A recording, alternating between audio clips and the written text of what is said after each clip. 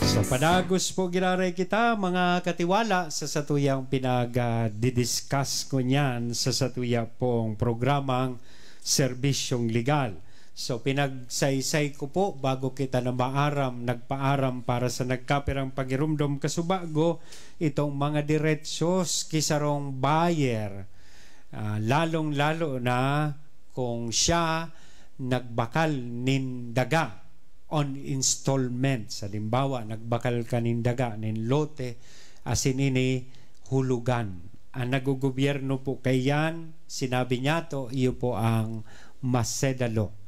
Kaya pinagsaysay ta na kung ika nagkuha less than 2 years ka nang nakapaghulog, pinahayag ko sa indo sa mga diretsos. Ngunyan, kung more than 2 years ka nang nakahulog on installments, pinahayag ko naman po sa indo, sinaysay ko kasubago bago kita na maaram sa imong magiging mga diretso. Pero kay po hantang tandaan, halimbawa baga, if the sale is cancelled and the buyer has paid for more than 5 years, halimbawa 10 years sa indong kontrata, tanganing mabayadan mo itong kinuamong daga o itong condominium unit, residential condominium unit, as in nakabayad kanin more than 5 years. In addition to the 50% cash surrender value na yuso sa imong i-refund, the buyer, ika as a buyer, is entitled to additional 5% every year but not to exceed 90% of the total payments made. Yan, ulitin ko, tanganing maging klarado. Itong pinagsaysay kong enot, less than 2 years ka nang nagbayad, ano ang sa imong diretsyo? More than 2 years ka nang nagbayad, saro kang mga diretsos, ito pong refund, kang cash surrender value, 50%. Pero kung more than 5 years na, ibig sabihin, apisar kang 50% cash surrender value or refund, may additional ka pang marireceive na 5% for every year na ika na nagbabayad. Pero ini dapat ini magsubra. It is not to exceed 90% of the total payments that you made. Duman sa imong pigbakalan kay itong daga. Now, to what situations do these laws do not apply? Sa anong sitwasyon na dahi nag-aplikar ining recto law? Inutunta ang recto law. Siyempre, obviously, dahi nag-apply ang recto law sa sale of real property on installments. Ang recto law is only applicable to sale on real property, on personal property, on installment. So, ding aplikasyon ng recto law sa real properties. And it does not also apply to sale of personal property when the price is payable in full at the time of the contract. Tig-agrihan nindo na bako maninihulugan. Maski nga ni, ika nga ni, kung isipon, naghuhulog-hulog, pero ang sa kontrata nindo, deed of sale, bako contract to sell. May pagkakaiba yan. So, sale, deed of sale, and contract to sale. To sell. Ang ibig sabihin kang contract to sell, ining on installments. So, magiging matatapos itong sa indong makukumpleto sa indong kontrata upon the full payment. So, iyan ang contract to sell. Pero ining contract of sale or pag-issue ki deed of sale, ini kung ang huro nindo nababayadan mo su presyo, gurano 1 million ngaya ining dagang ini, iyo babayadan takakaya na 1 million. The price is payable in full. When arog kayan, kung arog po kayanan sa idong kontrata, day ma-apply ang recto law. And number 3, day siya applicable itong exclusivity of the remedies. Sabi ko baga, alternatives to remedies, specific performance. What do you mean that? Payment, kang kang price, halimbawa nagbakal ka ning sasakyan, cancel and foreclosure kang chattel mortgage, they applicable itong exclusivity kay itong remedies. So pagiging alternative kay ito when the first chosen remedy is not successful. Kung arin man duman so pinili mo, day halimbawa pinili mo so payment of the price, performance of the obligation, day ito naging successful, bako dahil ta sala kang nagpabakal. Kung day man nasala so nagpabakal, o sala kang nagbakal, o day ma-applikar ito recto law. The seller can still avail of the other remedy, which is the cancellation or the foreclosure of the mortgage. Meanwhile, ining Maseda law, day man po nag-a-apply digdi sa mga minasunod na sitwasyon. Not the sale is an absolute sale. Parehas man duman. Kung ang sale is absolute sale, the Maseda law being applicable only to contract to sell. Applicable sa na ining laying ini na Maseda law sa mga contract to sell, not to contract of sale.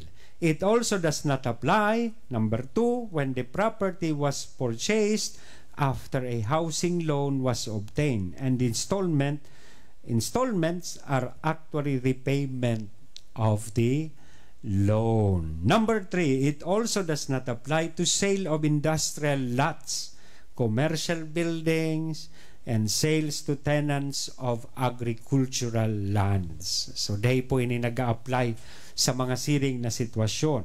And finally, the Maseda law does not apply when the reason why the buyer defaulted in his payments, kung ang rason kung ata day nakabayad sa buyer, is the breach of seller of its obligations. For example, failure to deliver the property or violation of warranties. O, paano ka man agad magbayad? Today, man sa mo itinao so property na binakal mo. Halimbawa, so condominium units. Day, man sa mo pinaokupar, matata magbayad ka. So kaya, day ma-applikar ining pinag-aapod niya tong Maseda law. So, iyan mga tugang, mga katiwala, ang mga informasyon na pwede po niya tong maaraman manunungodigdi sa duwang leng ini. So recto law na nagugobyerno sa sale on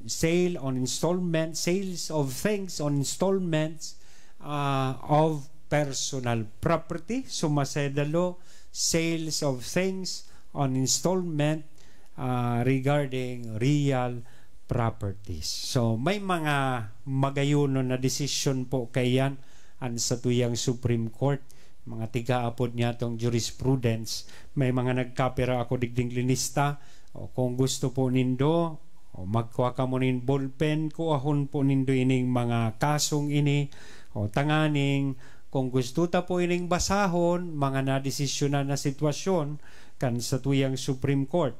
Liaon sa ang manungod sa recto law, ang saro digding kaso ining Manya Magna Financial Services versus Colarina, GR number 158635, December 9, 2005. Mga kadaklan ng mga law students maintindihan ini, lalong-lalo na sa mga case digest. So, asin, maski kita magpasiring kita sa law library, pwede tapong hanapon ini, magpatabang kita nganing mabasa ta so full text kay ini nga kasong ini. Ang number 2 under recto law, itong Southern Motors versus Moscoso, L-14475, May 30, 1961. And ang pangtulong kaso na magayon may aplikasyon digdi sa recto law, ang kaso ni Spouses de la Cruz versus ASEAN, GR number 94828, September 18, 1992. So, yan po ang mga kaso na may kinaaraman sa aplikasyon kaining recto law. As in, syempre, sa Maseda law, kung interesado man kita itong manunungod sa mga real properties na tigbakal niya itong hulugan, may mga jurisprudence as in decision ng Supreme Court na pwede sa tuyang makagiya o pwedeng sa paghiling ta so sa tuyang unya na presenting sitwasyon parehas kanya on digdi sa kasong ini as in aram na niya to kung ano ang naging decision kang Supreme Court. Ang enot na kaso kay ining kaso ni Rillo sa Maseda Law, application kang Maseda Law, Rillo versus Court of Appeals. GR number 1255347. June 19, 1997. Ang ikaduhang kaso, itong kaso ni Sebastian, spouse Sebastian versus BPI Family Bank. GR number 160107. October 22, 2014. So, dahil panahaloy ini. Kasi nang ultimong nako ako digdi, sosog sa sakuyang research na kaso na kung sa ininan may aplikasyon po ining Maseda Law, itong kaso kang Olympia Housing versus Panasiatic Travel Corporation. GR number 140468. January 16, 2003. So, yan po mga katiwala ang mga bagay na dapat niya itong maaraman manunungod kay ning lay na sa kuyang pinag-diskutir sa indo. Sales of things on installment, recto law, and Maseda Law. I hope nakatabang po ining mga informasyon na itinao ko sa indo. Maghirilingan po giraray kita. Salamat sa indo gabos na nagantabay sa masunod na Sabado. Suro Sabado digdi sa programang Serbisyong Legal. Salamat sa satuyang yaon sa lado teknikal. Si Brother Rondi, thank you very much po sa imong assistance. Thank you very much sa gabos sa indong padagos na nagsusuporta at sinagaantabay sa satuyang programa. Ini po ang sa indong lingkod, si Father Attorney Neil Jose C. Aranas. Thank you very much and God bless.